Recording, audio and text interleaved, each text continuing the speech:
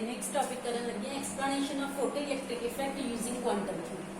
ठीक है, photo electric effect पहला आप वैसे स्टडी किया सी, हुण क्वांटम थ्योरी नूं लैके इनू स्टडी करांगे आप explanation of photo electric effect using quantum theory.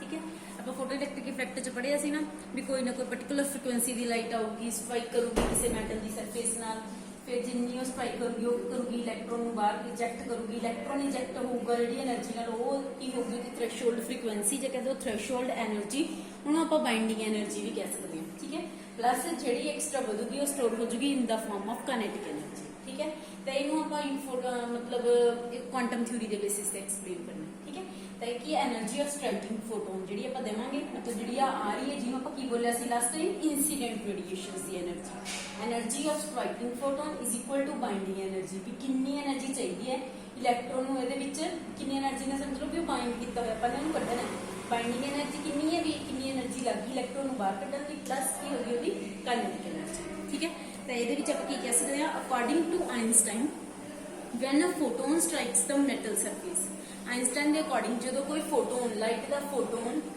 Metal की सरफेस पे स्ट्राइक करता है, ठीक है, some of its energy is used up to eject the electron from the metal atom. ठीक है, तो जी स्ट्राइकिंग एनर्जी कुछ एनर्जी कितने यूज हो रही है इलैक्ट्रॉन को इजेक्ट करने की, ठीक है, बाहर कढ़न ली, तो जी रह गई वो किस फॉर्म से स्टोर हो रही है in the form of kinetic energy. इन्हों आप इस फॉर्म से लिख सकते हैं energy of striking photon is equal to energy binding energy of the particle the electron plus kinetic energy of the electron. Next है फिर इस तो बाद आप कह सकते हैं कहते मान लो अपने को जो पार्टिकल स्ट्राइक कर रहे हैं इंसीडेंट रेडिएशन कह दो या स्ट्राइकिंग फोटोन्स की जी एनर्जी है वो ज्यूम कर लो अपने को की है एच न्यू। ठीक है, h nu is equal to binding energy मान लो एक्स है जिन्नी जिहदे नाल मान लो पार्टिकल ने बाहर निकलना है, ठीक है, प्लस काइनेटिक एनर्जी की है हाफ एम वी स्क्वायर। ठीक है, तो एक्स न्यू जी मतलब एक्स एनर्जी बाइंडिंग एनर्जी के बराबर होगी जिन्नी उसकी थ्रैशोल्ड फ्रीक्वेंसी होगी इनटू प्लैंक्स कांस्टेंट एच। ठीक है, एच इनटू न्यू नॉट ये बराबर होगी।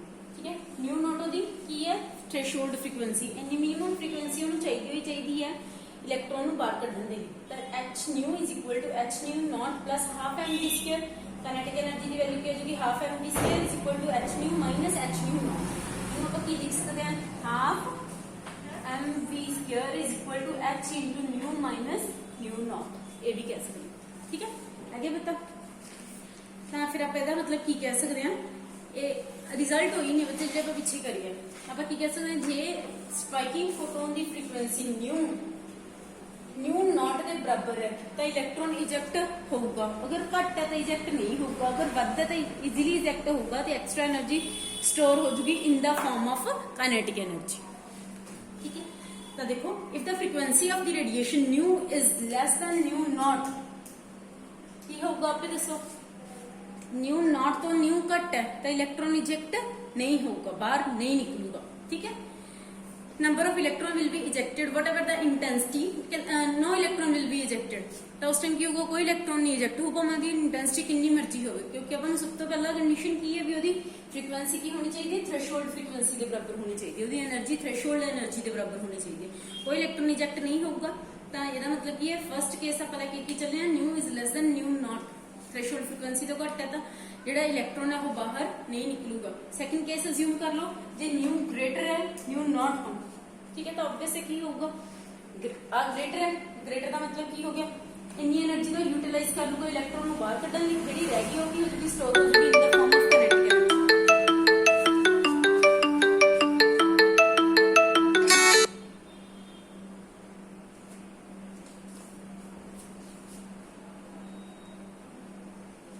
बाकी एनर्जी की होगी स्टोर हो जाएगी in the form of kinetic energy. Next है each photon can eject electron on increasing the intensity of the light of the given frequency the number of photon striking the surface is increased but kinetic energy remain unchange.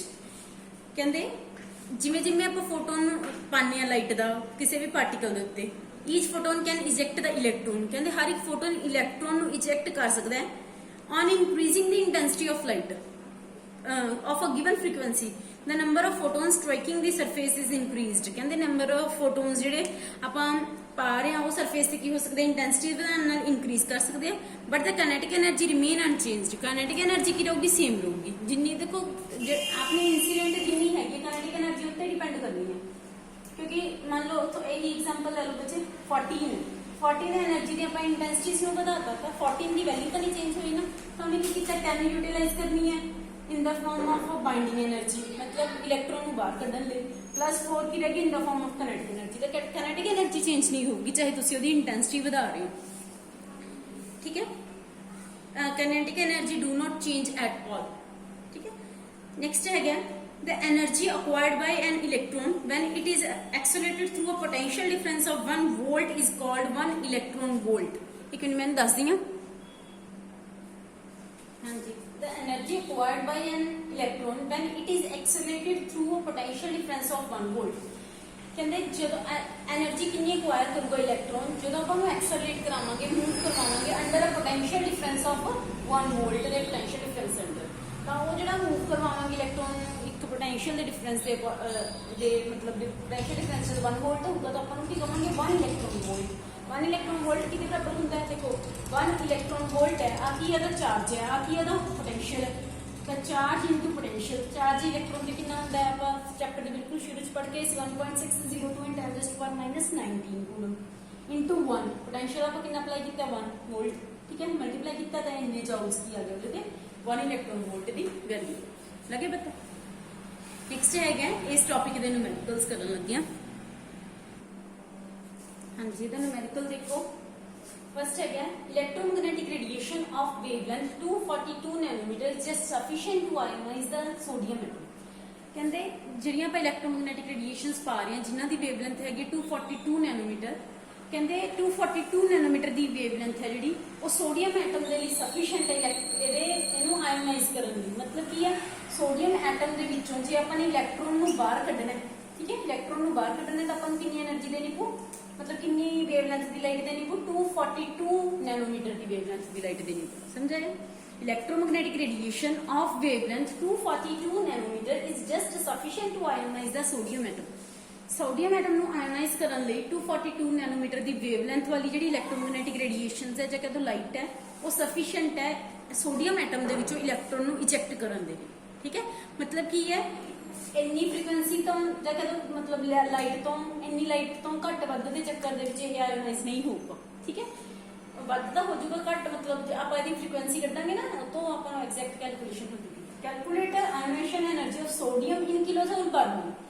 Ionisation energy में भी ਤੁਹਾਨੂੰ ionisation energy नहीं पता, ਇਹ ionisation energy ਹੁੰਦੇ बस atom ਦੇ ਵਿੱਚੋਂ ਇਲੈਕਟ੍ਰੋਨ ਨੂੰ ਬਾਹਰ ਕੱਢਣ ਲਈ ਜਿੰਨੀ એનર્ਜੀ ਲੱਗੀ ਇਹ ਆਪਣੇ ਕੋਲ ਅਗਲੇ ਚੈਪਟਰ ਦੇ ਵਿੱਚ ਆਊਗਾ व्हाट इज आयोनाइजेशन एनर्जी ਆਪਾਂ ਉੱਥੇ ਕਰਾਂਗੇ। आयोनाइजेशन एनर्जी ਕੀ ਹੈ ਕਿਸੇ ਵੀ ਐਟਮ ਦੇ ਵਿੱਚੋਂ ਇਲੈਕਟ੍ਰੋਨ ਨੂੰ ਬਾਹਰ ਕੱਢਣ ਲਈ ਜਿੰਨੀ એનર્ਜੀ ਲੱਗਦੀ ਹੈ ਇਨ ਗੈਸੀਅਸ ਸਟੇਟ ਆਫ ਐਟਮ, ठीक है। तो अपन की बोलते हो कि आयोनाइजेशन एनर्जी बस ऐ समझ के चलो आ एटम है जो इलेक्ट्रॉन ਨੂੰ ਬਾਹਰ ਕੱਢਣਾ ਹੈ ਗੈਸੀਅਸ ਸਟੇਟ ਦੇ ਵਿੱਚ ਤਾਂ ਇੱਥੇ ਜਿੰਨੀ એનર્ਜੀ ਲੱਗੀ ਇਲੈਕਟ੍ਰੋਨ ਨੂੰ ਬਾਹਰ ਕੱਢਣ ਦੀ ਉਹਨੂੰ ਆਪਾਂ ਕੀ ਬੋਲਾਂਗੇ ਕੀ ਹੈ ਉਹਦੀ ਆਇਓਨਾਈਜੇਸ਼ਨ એનર્ਜੀ, ਠੀਕ ਹੈ।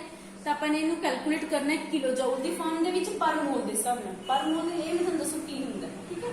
ਤਾਂ ਫਰਸਟ ਹੈ ਕਿ ਆਪਾਂ ਨੇ એનર્ਜੀ ਫਾਈਂਡ ਆਊਟ ਕਰਨੀ ਹੈ E is equal to h nu, ठीक है। बट अपन इतने न्यू तो पता नहीं अपन पता की है वेवलेंथ लैम्डा, तो इन्हें कन्वर्ट कर लो hc/लैम्डा दी फॉर्म दे विच।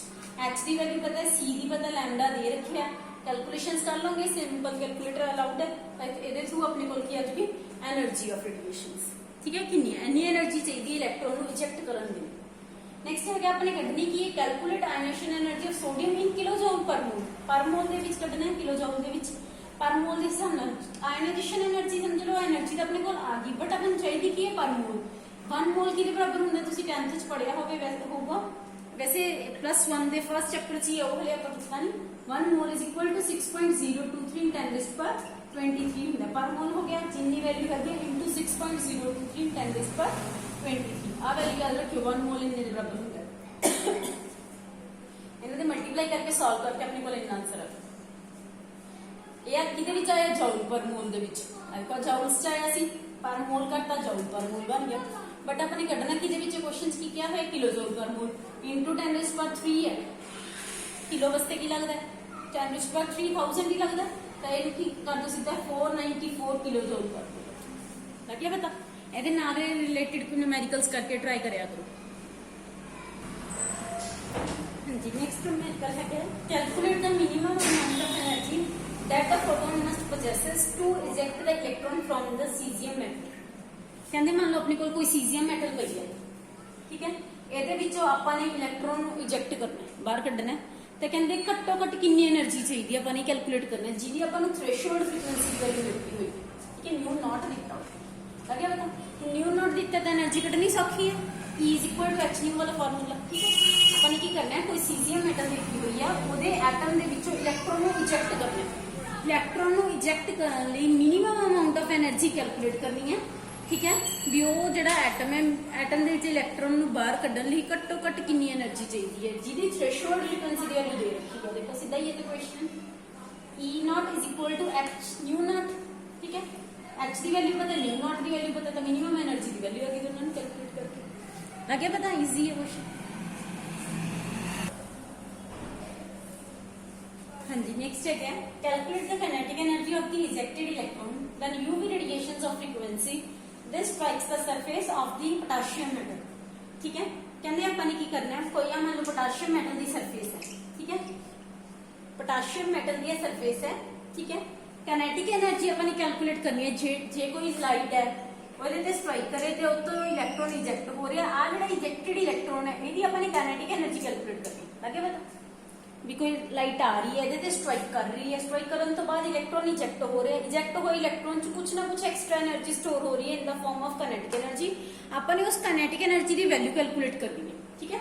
Calculate the kinetic energy of the ejected electron when UV radiations of frequency this strikes on the surface of the potassium atom, ते जेडी आ इंसिडेंट रेडिएशंस है, ਇਹਦੀ फ्रीक्वेंसी ਆਪਾਂ ਨੂੰ ਪਤਾ ਹੈ, ਜਿਹੜੀ इंसिडेंट रेडिएशंस ने न्यू ਇਹਦੀ ਆਪਾਂ ਨੂੰ फ्रीक्वेंसी पता है, ठीक है, स्ट्राइक्स एनी फ्रीक्वेंसी आ रही है, लाइट है स्ट्राइक आ रही है on the surface of potassium metal, क्योंकि अपन थ्रेशोल्ड फ्रीक्वेंसी भी कितनी फ्रीक्वेंसी ना इलेक्ट्रॉन इजेक्ट हो रहा होगी अपन पता है, न्यू नॉट की वैल्यू भी अपन पता है, ठीक है, न्यू नॉट भी पता है, न्यू भी पता है, की कढनी है अपन काइनेटिक एनर्जी, ज्यादा सिंपल फार्मूला अपन पता ही है, h nu = h nu not plus kinetic energy, kinetic energy कढनी है h nu minus h nu not हो गया, h कॉमन ले लिया, nu minus nu not, h की वैल्यू पता है 6.6 × 10⁻34, ठीक है, इनटू न्यू की वैल्यू कितनी है आ रही 1.6 × 10⁻15 माइनस न्यू नॉट दी 5 × 10⁻14, ठीक है, तो एक ये आ गया, इन्ना दोनों ਨੂੰ ਦੇ ਵਿੱਚੋਂ ਕਾਮਨ ਤੁਸੀਂ ਦੇਖੋ ਇਹਦੀ ਪਾਵਰ 15 ਇਹਦੀ ਪਾਵਰ ਕੀ ਹੈ 14 ਹੈ, 15 ਐਂਡ 14 ਹੈ ਨਾ, ਤਾਂ ਪੁਆਇੰਟ ਸ਼ਿਫਟ ਕਰ ਲਓ, ਚਾਹੇ ਤਾਂ ਇਹਨੂੰ ਬਣਾ ਲਓ ਤੁਸੀਂ 14, ਚਾਹੇ ਇਹਨੂੰ ਬਣਾ ਲਓ 15, ਤਾਂ ਜਿਵੇਂ ਮੰਨ ਲਓ ਇਹਨੂੰ 14 ਬਣਾਉਂਗੇ ਤਾਂ ਕੀ ਰਹਿ ਗਿਆ, ਇੱਕ 10 ਰਹਿ ਗਿਆ ਨਾ, ਇੱਕ 10 ਰਹਿ ਗਿਆ, 10 ਇਹਦੀ ਜਗ੍ਹਾ ਤੇ ਜਿਵੇਂ 16 ਕਰ ਦਿੱਤੀ ਵਾਲੀ ਹੋ ਗਈ, ਪੁਆਇੰਟ ਮੈਂ ਸ਼ਿਫਟ ਕਰ ਲਿਆ, ठीक है ना, तो 16 माइनस 5 कितना हो गया 11 इंटू 10⁻5 10⁻14 है, ताकि इनू सॉल्व करके कितना आ जाएगा 11 इंटू 10⁻14, इनू ਇਹਦੇ ਨਾਲ ਮਲਟੀਪਲਾਈ ਕਰਨੀ, 6.6 ਨੂੰ 11 ਨਾਲ ਮਲਟੀਪਲਾਈ ਕਰੋਗੇ ਤਾਂ ਆਨਸਰ ਨਾਲ ਇਹਦੀ ਪਾਵਰ ਨੂੰ ਸੈੱਟ ਕਰ ਦਿਓ, ਤੁਹਾਨੂੰ ਦੱਸਿਆ ਅਗਰ ਤੁਹਾਨੂੰ ਨਹੀਂ ਪਾਵਰਸ 'ਚ ਪ੍ਰੋਬਲਮ ਆ ਰਹੀ ਹੈ, ਜਿੰਨਾ ਅੱਗੇ ਆਨਸਰ ਲਿਖ ਕੇ ਛੱਡ ਦਿਓ, ਇੰਨੇ ਜਾਊਜ਼ ਹੈ ਜਿਹੜੀ ਕਰੰਟ ਐਨਰਜੀ ਉਹਦੇ ਵਿੱਚ ਕੀ ਹੋ ਰਹੀ ਹੈ ਸਟੋਰ, आगे बताओ। हाँ जी, नेक्स्ट है क्या, when a light of wavelength 470 nanometer falls on the surface of the metal, electrons are emitted with velocity 6.4 × 10⁻4 meter per second। कहते ਜਦੋਂ ਲਾਈਟ ਆਪਣੇ ਕੋਲ 470 ਨੈਨੋਮੀਟਰ ਦੀ ਮਤਲਬ ਇੰਨੀ ਵੇਵਲੈਂਥ ਦੀ ਲਾਈਟ ਆਪਣੇ ਕੋਲ ਕਿਸੇ ਮੈਟਲ ਦੀ ਸਰਫੇਸ ਤੇ ਪੈਂਦੀ ਹੈ, ਸਟ੍ਰਾਈਕ ਕਰਦੀ ਹੈ, ਇਲੈਕਟ੍ਰੋਨਸ ਆਰ ਇਮਿਟਡ, ਇਲੈਕਟ੍ਰੋਨਸ ਇਮਿਟ ਹੁੰਦੇ, ਜਿਹੜੇ ਇਲੈਕਟ੍ਰੋਨਸ ਇਮਿਟ ਹੁੰਦੇ ਆ ਉਹਦੀ ਵੈਲੋਸਿਟੀ ਆਪਾਂ ਨੂੰ ਦਿੱਤੀ ਹੋਈ ਹੈ v is equal to 6.4 × 10⁻4 meter per second। What is the minimum energy required per mole to remove an electron from the metal? ਜਿੱਥੇ ਵੀ ਕਿਤੇ ਮਿਨੀਮਮ એનર્ਜੀ ਕਹਿੰਦੇ, ਮਿਨੀਮਮ એનર્ਜੀ ਕਿਹੜੀ ਹੁੰਦੀ ਹੈ ਥ੍ਰੈਸ਼ੋਲਡ એનર્ਜੀ, ਜਾਂ ਕਹਿੰਦੇ ਥ੍ਰੈਸ਼ੋਲਡ ਫ੍ਰੀਕੁਐਂਸੀ ਆ ਗਈ ਤਾਂ ਆਪਣੇ ਕੋਲ એનર્ਜੀ ਆਈ ਜਾਂਦੀ ਹੈ। What is the minimum energy? Minimum ਮਤਲਬ ਘੱਟ ਤੋਂ ਘੱਟ, ਉਹ ਕਿਹੜੀ ਸੀ ਆਪਣੇ ਕੋਲ ਥ੍ਰੈਸ਼ੋਲਡ, ਠੀਕ ਹੈ, threshold energy required per mole to remove an electron from the metal, metal the surface ਤੋਂ ਘੱਟੋ ਘੱਟ ਕਿੰਨੀ એનર્ਜੀ ਚਾਹੀਦੀ ਹੈ ਉਹਨੂੰ ਇਲੈਕਟ੍ਰੋਨ ਨੂੰ ਬਾਹਰ ਕੱਢਣ ਦੀ, ਜਿਹਦੀ ਵੈਲੋਸਿਟੀ ਇੰਨੀ ਹੈ ਜਦੋਂ ਇਲੈਕਟ੍ਰੋਨ ਇਜੈਕਟ ਹੋਊਗਾ, ਤਾਂ ਉਹੀ ਸੇਮ ਫਾਰਮੂਲੇ ਵਿੱਚ ਉਸੇ ਬੇਸਿਸ ਤੇ ਨਿਊਮੈਰੀਕਲ ਚੱਲ ਰਹੇ ਨੇ, h nu is equal to h nu naught plus kinetic energy। ਦੇਖੋ इंसिडेंट रेडिएशन की वेवलेंथ दी हुई है, फ्रीक्वेंसी नहीं दी तो की करो hc/λ च कन्वर्ट कर लो, h nu not plus half mv², h पता है, c पता है, लैम्डा पता है, लग गया पता।